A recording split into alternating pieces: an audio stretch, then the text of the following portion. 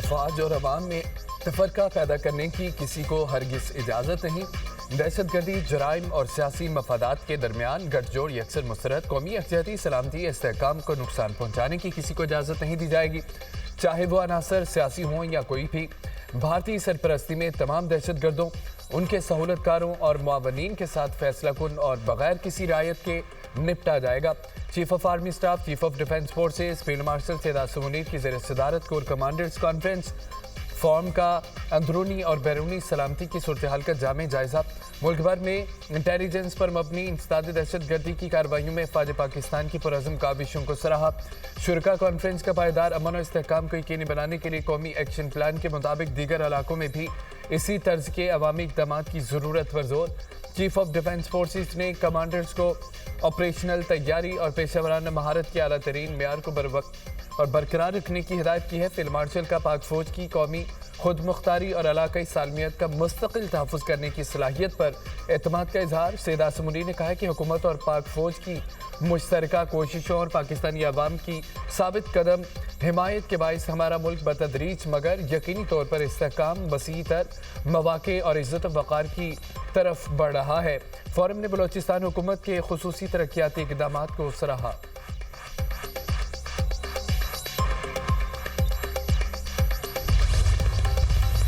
फ़ौज पाकिस्तान ने हिंदुस्तान को वो सबक सिखाया कि सारी उम्र याद रखेगा। मोदी ने तो कश्मीर के अंदर जुल्म के पहाड़ ढाए और किस तरह कश्मीरियों के ऊपर बर्बरियत और जुल्म की दास्तान आप जब पढ़ते हैं तो आंखें नम हो जाती हैं। आज भी कश्मीर की वादी में उन बेगुनाहों का खून बह रहा है, उनकी खून से कश्मीर की वादी सुर्ख हो चुकी। मैं समझता हूं कि वो दिन आएगा जब आपकी मेहनत और अजमत से कश्मीर बनेगा पाकिस्तान और मकबूजा कश्मीर जरूर आज़ाद होगा। पाक भारत जंग में दुश्मन को सबक सिखाया, भारत अफवाज पाकिस्तान का सिखाया सबक हमेशा याद रखेगा। वज़ीर आज़म का कहना है कि नरेंद्र मोदी ने कश्मीर में जुल्म का बाजार गर्म कर रखा है।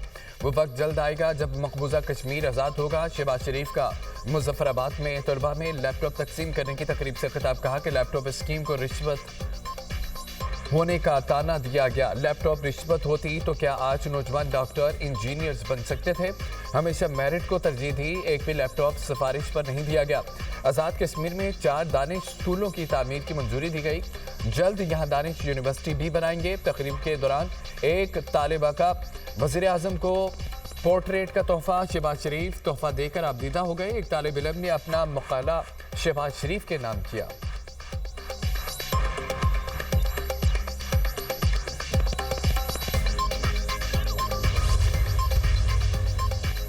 नाना करते हैं हाँ, तहरीक तहफ़्फ़ुज़ यानी पाकिस्तान ने वज़ीर आज़म की मुज़ाकराती पेशकश पर आमादगी ज़ाहिर कर दी। मुल्क को बहरान से निकालने के लिए नया मिसाके नागुज़ीर करार। महमूद खान अचरगज़ई की ज़ेर सदारत इजलास। सेनेटर अल्लामा राजा नासिर अब्बास, असद कैसर, मुस्तफ़ा नवाज़ खोकर, साजिद तरीन और अख़वज़ंदा हुसैन यूसुफ़ज़ई की शिरकत। अलामिया में कहा गया है कि कानून की हुक्मरानी, इंसानी हकूक़ की पासदारी और आइनी और जमहूरी इक़्तिदार के इस्तेहकाम के लिए डायलॉग पर तैयार है।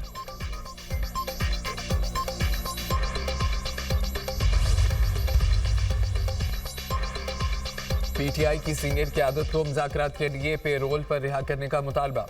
फवाद चौधरी, इमरान इस्माइल और महमूद मौलवी ने वज़ीर आज़म को ख़त लिख दिया। शाह महमूद कुरैशी, यास्मीन राशिद, सरफराज सीमा, महमूद रशीद और एजाज चौधरी की रिहाई की दरख्वास्त। दुनिया न्यूज़ के प्रोग्राम नुक्ता नज़र में फवाद चौधरी ने गुफ्तगू करते हुए कहा कि देखते हैं कि वज़ीर आज़म हमारे ख़त का जवाब देते हैं या नहीं। पीटीआई रहनुमाओं की पेरोल पर रिहाई से मुज़ाकरात का माहौल बनेगा। हुकूमत समझती है कि हमारे नुक्ता नज़र में वज़न है।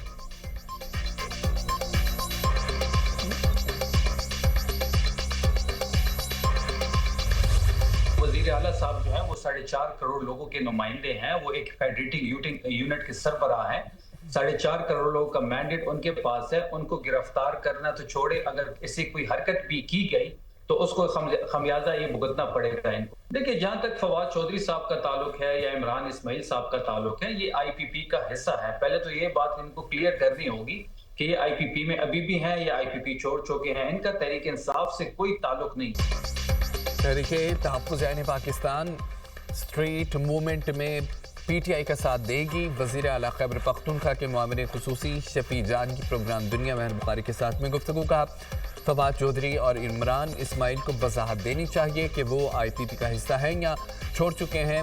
दोनों का तहरीक इंसाफ से कोई ताल्लुक नहीं। वज़ीर आला सुहेल अफरीदी को दौरान लाहौर में गिरफ्तार किया गया तो उसका खमियाजा भुगतना पकड़ेगा।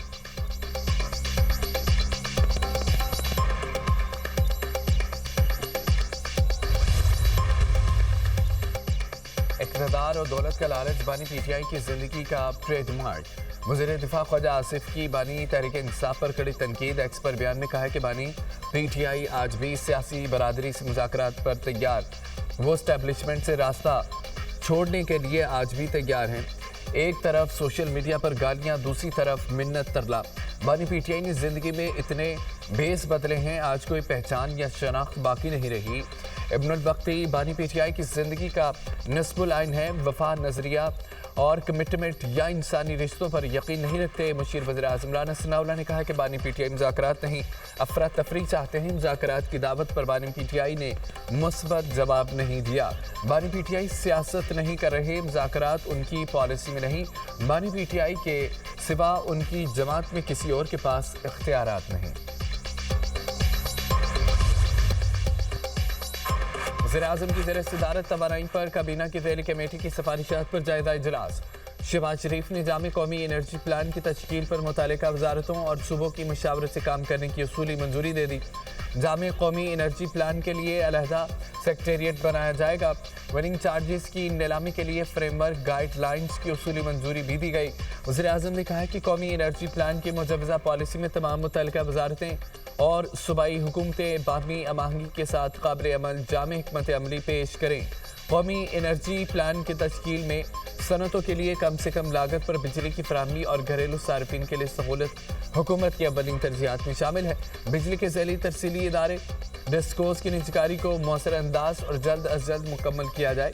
सनती पैदावारी सलाहियत को बढ़ाने के लिए सनतों को बिजली मुसाबकती टैरिफ पर फराहम किया जाए। बिजली के तरसीली निज़ाम में हालिया इस्लाहात के बाद बेहतरी आई है।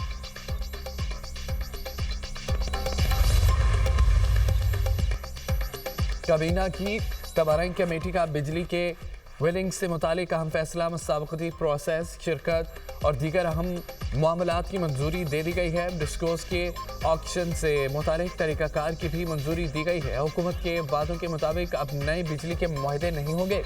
अब हुकूमत बिजली की खरीदारी से निकल गई है। फैसले के बाद 800 मेगावाट की मुसाबकती बोली का अमल शुरू हो जाएगा। मुल्क में जामे एनर्जी प्लानिंग के लिए पावर डिवीजन के इदारे PPMC में सेक्रेटेरिएट कायम किया जाएगा। अब सिर्फ एक जगह और एक इदारा मजबूत तरीके से प्लानिंग करेगा। पॉलिसी बनाने वाले इदारों में जामे मुआवनत मिलेगी। काबीना कमेटी के इजलास में पावर डिवीजन को ये जिम्मेदारी सौंपी गई है। पावर डिवीजन को एनर्जी प्लानिंग में एनर्जी के तमाम जरियों बिलखसूस ग्रीन एनर्जी के फ़रोग में मदद मिलेगी। फैसले के तहत सूबाई और वफाकी हुकूमतों के एनर्जी से मुतालिक ज़रूरियात, खपत और पैदावार के हवाले से मुश्तरका और मरबूत प्लानिंग की जाएगी।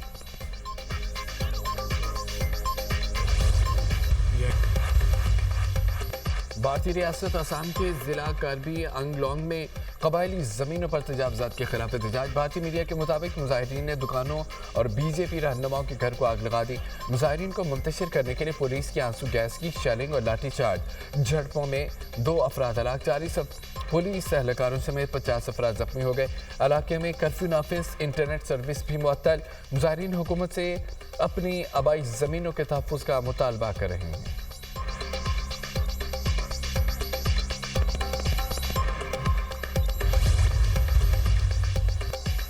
गजा जंगबंदी के दूसरे मरहले के आगाज़ के लिए कोशिशें। तुर्क वज़ीर ख़ारजा हक़ान फ़िदान की अनकरा में हमास वफ़द से मुलाकात। गजा की ताज़ा सूरत हाल पर तफसीली तबादला ख्याल। तुर्क वज़ीर ख़ारजा ने कहा है कि गजा अमन मनसूबे के दूसरे मरहले पर भी बातचीत हुई। गजा में रिहाइश और इंसानी इमदाद की कोशिशें जारी हैं। हमास वफ़द का कहना था कि जंगबंदी की तमाम शराइत पूरी कर दी गई हैं। इसराइल के हमले दूसरे मरहले में रुकावट हैं। गजा में दाखिल होने वाली इंसानी इमदाद काफ़ी नहीं है।